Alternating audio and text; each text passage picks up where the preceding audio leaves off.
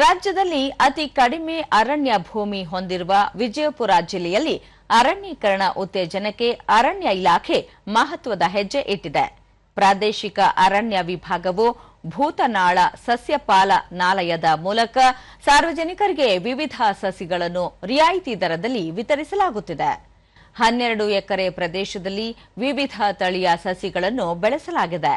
ಈ ಸಸಿಗಳನ್ನು ಸಾರ್ವಜನಿಕರಿಗೆ ರಿಯಾಯಿತಿ ದರದಲ್ಲಿ ಅರಣ್ಯ ಇಲಾಖೆ ವಿತರಿಸಿ ಹಸಿರೀಕರಣಕ್ಕೆ ಪ್ರೋತ್ಸಾಹ ನೀಡುತ್ತಿದೆ.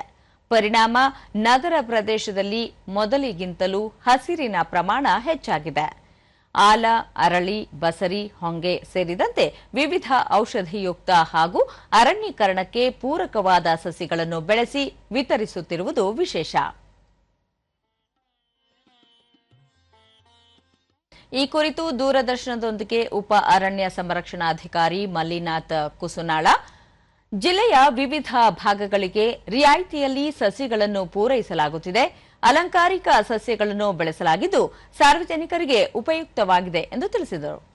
ಈ ಸಾರ್ವಜನಿಕರಿಗೆ ಬೇಕಾದಂಥವು ಅವುಗಳನ್ನು ಕೂಡ ಅವರು ಮನಿ ಪ್ರಮೈಸಸ್ನಾಗೆ ಹಚ್ಕೊಂಡು ಒಳ್ಳೆ ಏರಿಯಾದಾಗ ಚೆನ್ನಾಗಿ ಡೆವಲಪ್ ಆಗಿದೆ.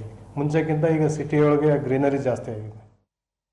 ಸಹಾಯಕ ಅರಣ್ಯ ಸಂರಕ್ಷಣಾಧಿಕಾರಿ ಭಾಗ್ಯವಂತ ಮಸೂದಿ, ರಸ್ತೆ ಬದಿ ನೆಡುತೋಪು ನಿರ್ಮಾಣ ಸೇರಿ ಅರಣ್ಯೀಕರಣಕ್ಕೆ ಹಲವು ಕ್ರಮಗಳನ್ನು ಕೈಗೊಳ್ಳಲಾಗುತ್ತಿದೆ.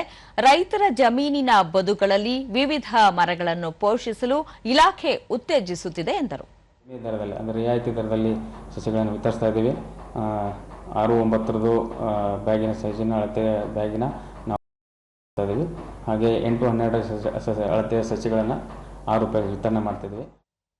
ಉತ್ತರ ಕರ್ನಾಟಕ ರೈತರ ಅಭಿವೃದ್ಧಿ ಸಂಘದ ಅಧ್ಯಕ್ಷ ಯಾಸಿನ್ ಜವಳಿ, ಭೂತನಾಳ ಸಸ್ಯಪಾಲನಾಲಯ ಅತ್ಯಂತ ಕಡಿಮೆ ದರದಲ್ಲಿ ಸಸಿಗಳನ್ನು ಪೂರೈಸುತ್ತಿದ್ದು ಸಾರ್ವಜನಿಕರು ಸದುಪಯೋಗ ಪಡಿಸಿಕೊಳ್ಳಬೇಕು ಎಂದು ತಿಳಿಸಿದರು.